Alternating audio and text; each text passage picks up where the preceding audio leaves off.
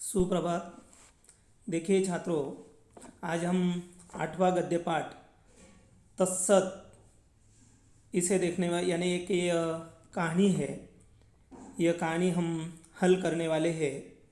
जैनेन्द्र कुमार इसके लेखक है। इस कहानी में यह कहानी एक प्रतीकात्मक ऐसी कहानी है।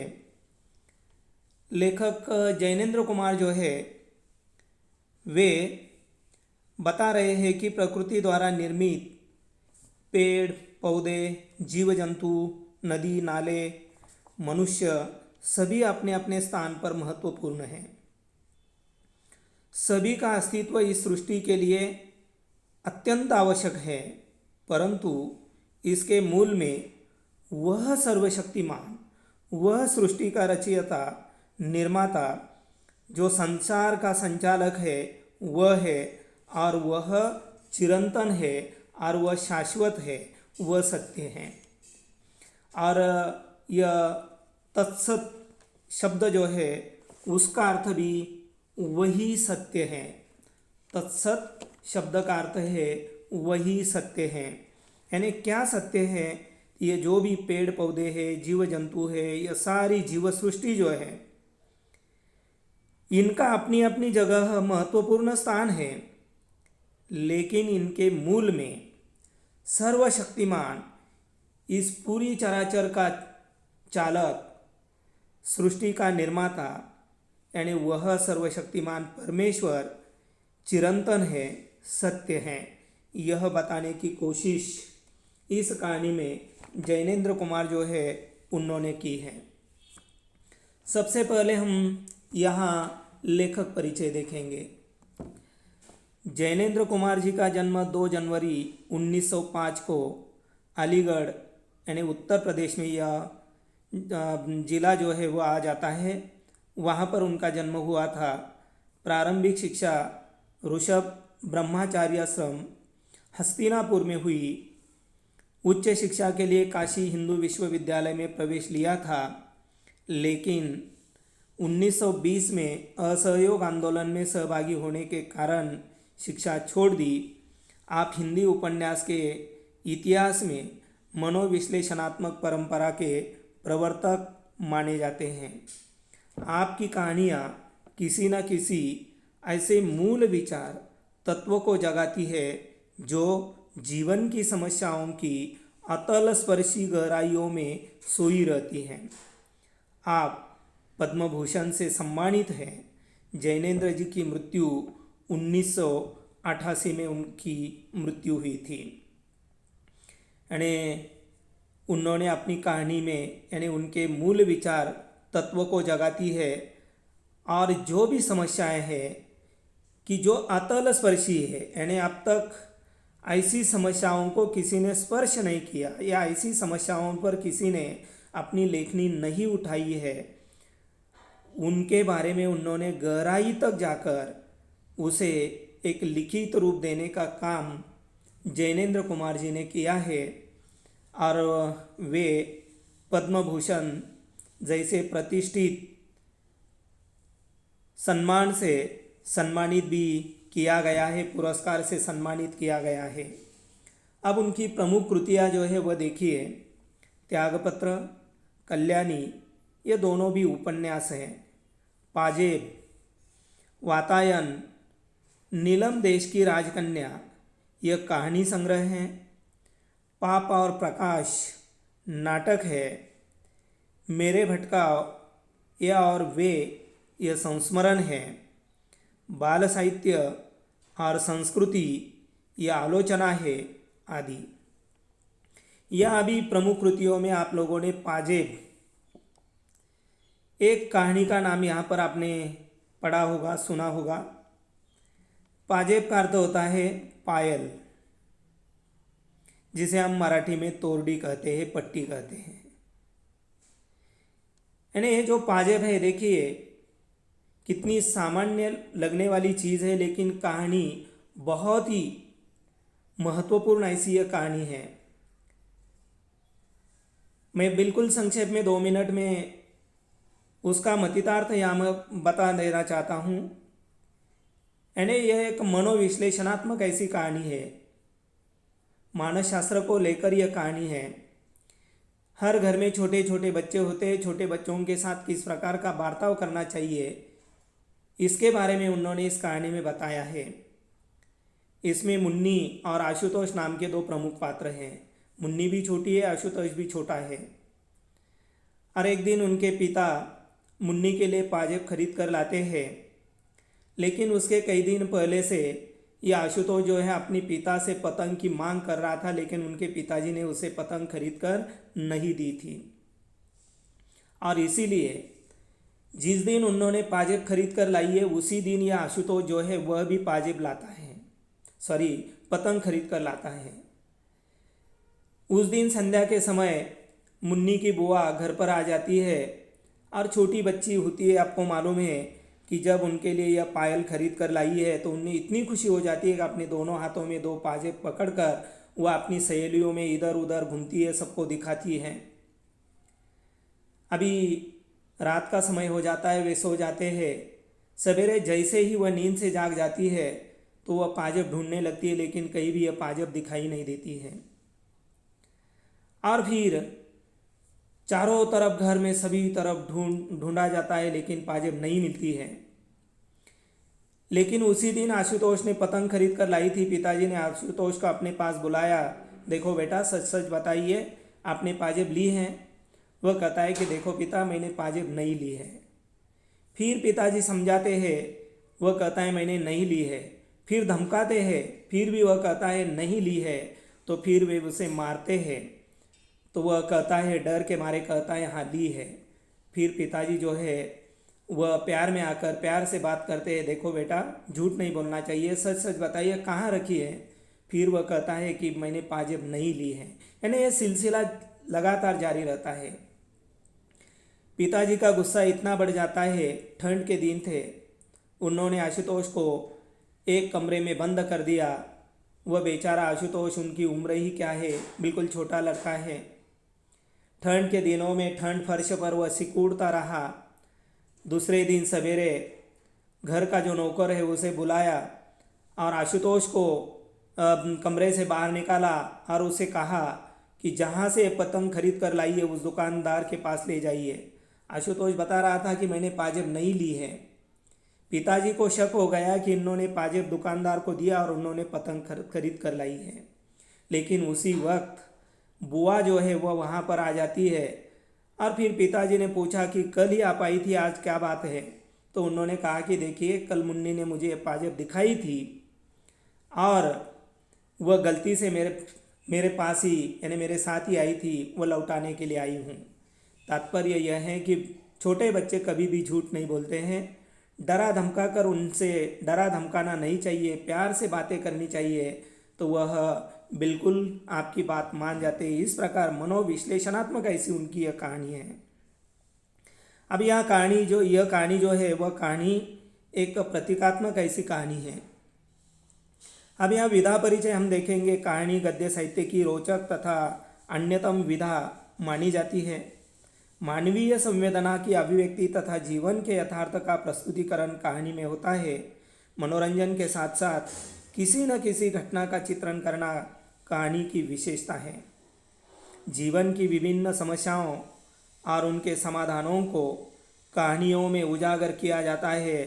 समाज में व्याप्त कुरीतियों, रूढ़ियों तथा आडंबरों को समाप्त कर श्रेष्ठ समाज की स्थापना करना कहानियों का उद्देश्य होता है। तो ये कहानी के बारे में आपको मालूम है। अब पाठ परिचय देखिए। प्रस्तुत पाठ यानी प्रस्तुत कहानी एक प्रतीकात्मक कहानी है। सृष्टि निर्माता के प्रतीक वन में मौजूद जीव जंतु तथा वनस्पति भी हैं। विशिष्ट प्रवृत्तियों के द्योतक है। बुद्धि, शक्ति तथा ज्ञान के अहंकार में चूर मनुष्य स्वयं को सबसे श्रेष्ठ समझता है। प्रस्तुत कहानी के माध्यम से लेखक बताना चाहते हैं कि प्रकृति द्वारा निर्मित पेड़ पौधे, पशु पक्षी, इंसान अपनी अपनी जगह महत्वपूर्ण है। सभी का अस्तित्व इस सृष्टि के लिए अर्थपूर्ण है, पर अंत में सभी को उस सर्वशक्तिमान के अस्तित्व को स्वीकार करना ही पड़ता है। यह सृष्टि का अंतिम सत्य है। यानी सबका इस सजीव सृष्टि पर जो भी है सबका अपना अपना अस्तित्व है। हर एक का अपना अस्तित्व जो है वह सृष्टि के लिए अर्थपूर्ण है। और कहानी के अंत में जैनेन्द्र कुमार जी बताना चाहते हैं कि सभी को उस सर्वशक्तिमान के अस्तित्व को स्वीकार करना ही पड़ता है और यही सृष्टि का अंतिम सत्य है।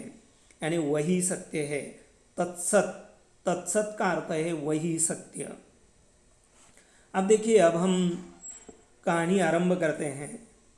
एक गहन वन में दो शिकारी पहुँचे। वे पुराने शिकारी थे।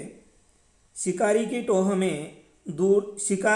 में दूर दूर घूमे थे, लेकिन ऐसा घना जंगल उन्हें नहीं मिला था। देखते जी में दहशत होती थी।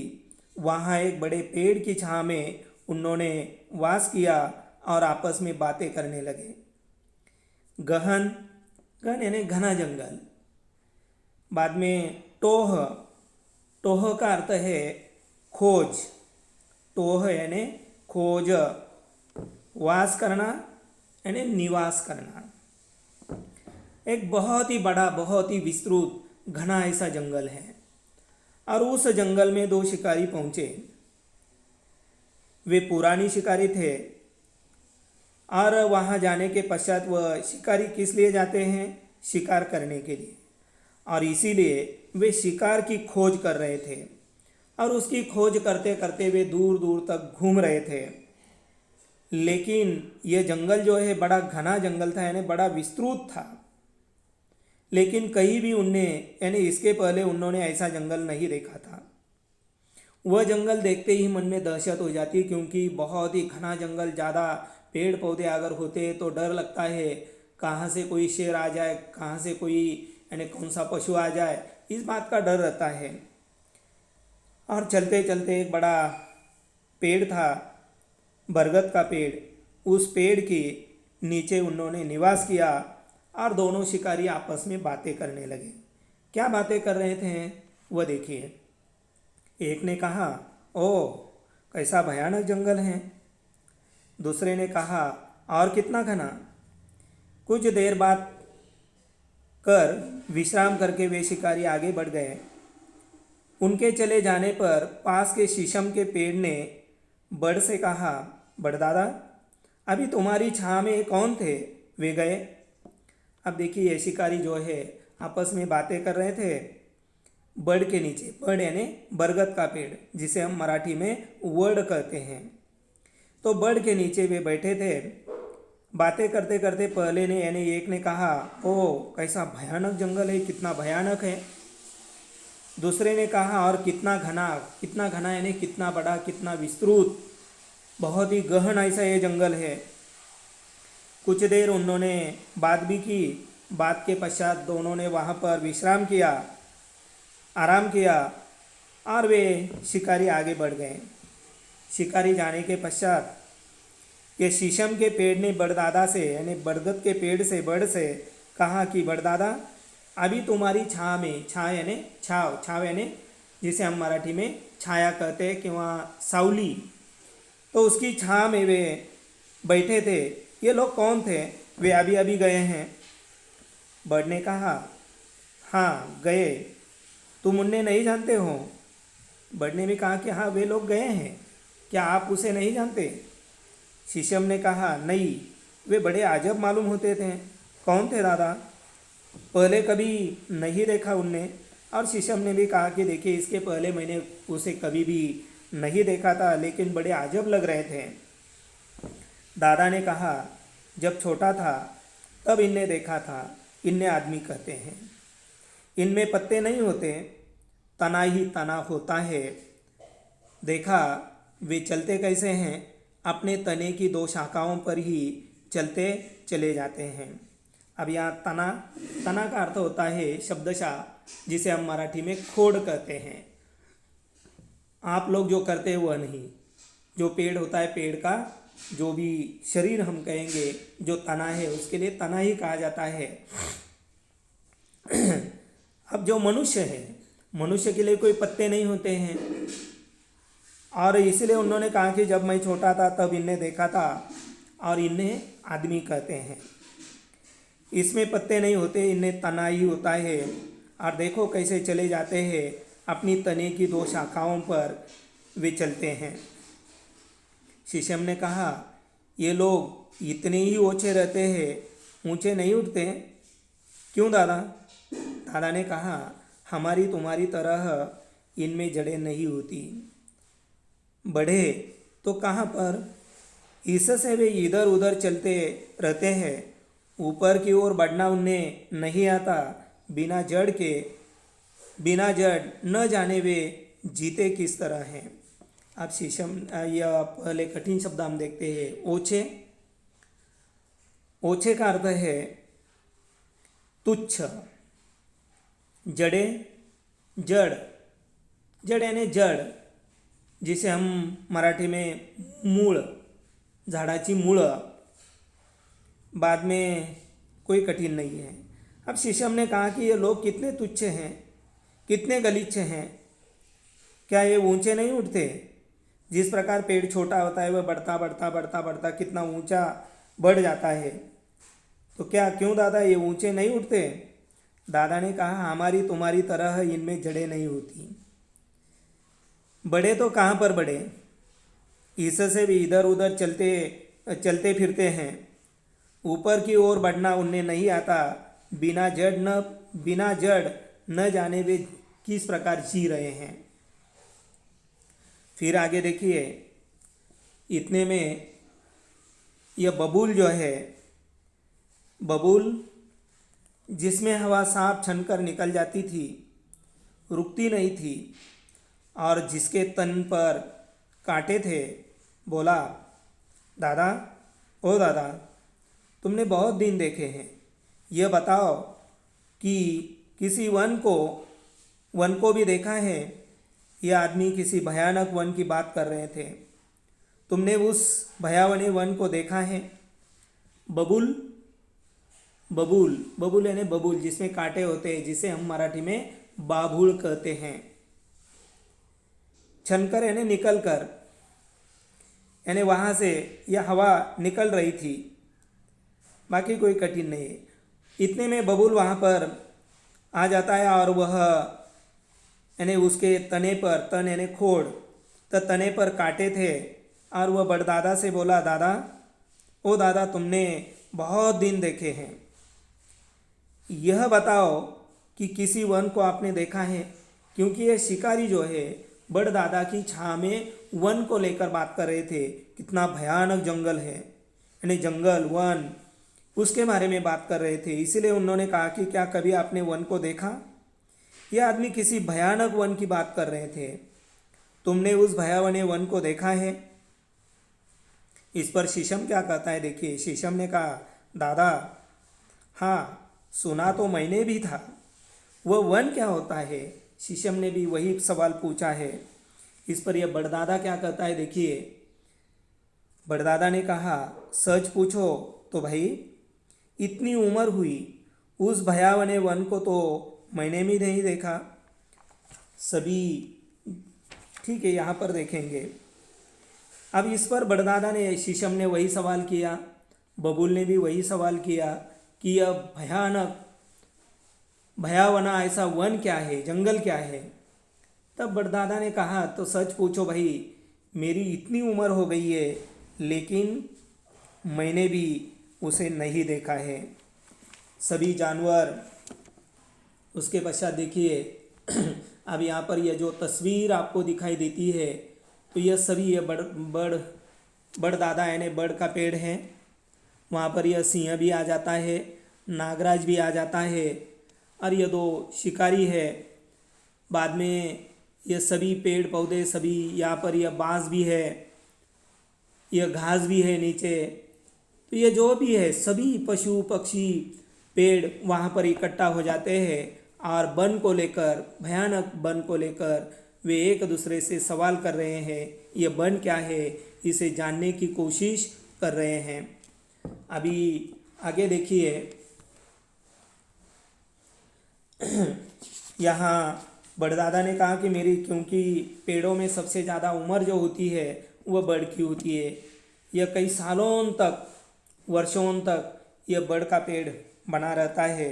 इसलिए उन्होंने कहा कि मेरी इतनी उम्र हो गई लेकिन मैंने भी इस भयानक वन को नहीं देखा है। सभी जानवर मैंने देखे हैं, शेर, चीता, भालू, हाथी, भेड़िया, पर वन नामक जानवर को मैंने अब तक नहीं देखा। एक ने कहा मालूम होता है वह शेर चीतों से भी डरावना होता है। अब यह जो लोग हैं, ये पेड़ पौधे जो भी है, वे आपस में चर्चा कर रहे हैं। अब उन्हें मालूम नहीं है कि यह जंगल या वन जो है वह पशु है, प्राणी है या कोई पेड़ है, उन्हें मालूम नहीं है। इसलिए पूछ रहे हैं, बड़दादा बता रहे कि देखिए अब तक मैंने बहुत से प्राणियों को देखा है, शेर को देखा, चीते को देखा, भालू को देखा, हाथी को देखा, भेड़ियों को देखा, सभी प्राणियों को देखा, लेकिन यह वन नामक जानवर मैंने अब तक नहीं देखा है। फिर एक ने कहा मालूम होता है कि निश्चित रूप से यह वन जो है वह शेर, चीता जो है उनसे भी डरावना, उनसे भी भयानक यह कोई प्राणी है। इस पर बड़दादा क्या कहते हैं, देखिए बड़दादा ने कहा डरावना जाने तुम किसे कहते हो, हमारी तो सबसे प्रीति है। और बड़दादा कहते हैं कि डरावना जाने तुम किसे कह रहे हो, हमारी तो सबके साथ प्रीति है। प्रीति, प्रीति यानी प्यार, हमारा सभी के साथ प्यार है। बबूल ने कहा दादा प्रीति की बात नहीं है, मैं तो अपने पास कांटे रखता हूँ, पर वे आदमी वन को भयावना बताते थे। जरूर वह चीतों से बढ़कर होगा दादा, सो तो होता ही होगा। आदमी एक टूटी सी टहनी से आग की लपट छोड़कर शेर चीतों को मार देता है। उन्हें ऐसे मारते अपने सामने हमने देखा है, पर वन की लाश हमने नहीं देखी। वह जरूर कोई बड़ा खौफनाक होगा। यहाँ पर खौफनाक का अर्थ देखिए, खौफनाक यानी भयानक, खतरनाक। अब यह बबूल जो है, बबूल बड़दादा से कहता है कि दादा प्रीति की बात यहाँ पर नहीं है, प्यार की बात यहाँ पर नहीं है, मैं तो अपने पास कांटे रखता हूँ। पर वे आदमी जो है वन को भयावना बता रहे थे। वे जब आपस में चर्चा कर रहे थे तब वे बोल रहे थे कि यह वन बहुत ही भयानक वन है और जरूर वह चीतों से बढ़कर होगा। दादा सो तो होता ही होगा। आदमी एक टूटी सी टहनी से आग की लपट यानी आग से शेर चीतों को वह मार देता है। शेर चीतों को मारते मैंने देखा है, लेकिन आज तक मैंने कभी भी वन की लाश नहीं देखी है, वन को मारते मैंने नहीं देखा है। तो इसका मतलब यही होता है कि निश्चित रूप से यह वन कोई भयानक, खतरनाक ऐसा यह वन या प्राणी हो सकता है। फिर आगे देखिए, इसी तरह उनमें बातें होने लगी। वन को उनमें से कोई नहीं जानता था। आसपास के पेड़, साल, सेमर, सीरस उस बातचीत में हिस्सा लेने लगे।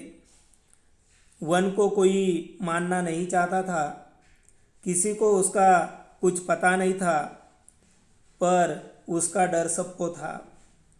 इतने में पास ही से जो बांस खड़ा था और जो जरा हवा पर खड़खड़ करने लगता था, उसने अपनी जगह से ही सीटी सी आवाज़ देकर कहा, मुझे बताओ क्या बात है, मैं पोला हूँ, मैं बहुत जानता हूँ। अब यहाँ पर कोई कठिन शब्द ऐसा तो कोई लगता नहीं है। साल एक पेड़ है, साल का पेड़। बाद में सेमर, सेमर यानी शामली का पेड़। सिरस, सिरस यानी शिरीष का पेड़। और एक शब्द है पोला, पोला यानी खोखला, खोखला यानी खाली। अब देखिए, इस तरह ये जो भी यानी बरगद का पेड़ है, बड़दादा, ये बबूल है, बाद में ये शीशम है, इनमें बातें होने लगी वन को लेकर। अब यह वहाँ के आसपास के पेड़, साल, सेमर, सिरस, सभी पेड़ पौधे उसमें हिस्सा लेने लगे। लेकिन एक को भी वन जो है, वन क्या है, कौन सा प्राणी है, कौन सा पेड़ है, किसी को कुछ मालूम नहीं था। अब इस वन को लेकर सबको डर लग रहा था। इतने में उनके पास ही, आपने तस्वीर में देख लिया है कि यहाँ जो भी बाएं ओर की तरफ ये बांस का पेड़ आपको दिखाई देता है, यानी ऊंचा ऊंचा बिल्कुल सीधा, वह यानी सिंह के पीछे जो वह बांस का पेड़ है, और यह बांस जो है वह खड़ा था। और आपको मालूम है जिसके यहाँ यह बांस का पेड़ है, अगर हवा बहने लगती है तो खड़खड़ खड़खड़ ऐसी आवाज़ आने लगती है। उसने अपनी जगह से सीटी सी आवाज़ देकर कहा, मुझे बताओ क्या बात है, मैं कोई खोखला नहीं हूँ, मैं कोई खाली नहीं हूँ। खाली करते हैं ना पोकल मराठी में जिसे हम कहते हैं, मैं भी बहुत कुछ जानता हूँ। बड़दादा ने गंभीर वाणी से कहा, तुम तीखा बोलते हो, तुम तीखा बोलते हो। बात यह है कि बताओ, तुमने वन को देखा है? हम लोग सब उसको जानना चाहते हैं। और बड़दादा ने कहा कि देखिए, तुम बहुत ही तीखा बोलते हो। किसे कहा? बांस से कहा। हाँ, अभी मुझे यह बताइए, हम वन को लेकर बातें कर रहे थे, तो क्या आपने कभी वन को देखा है?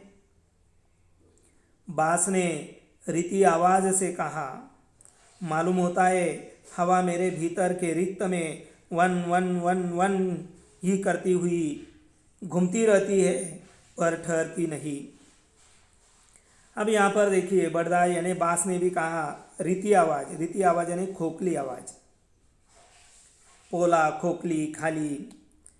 कहा उन्होंने, मालूम होता है हवा मेरे भीतर से रिक्त में वन वन वन वन करती हुई घूमती रहती है, लेकिन वह ठहरती नहीं है। फिर आगे देखिए,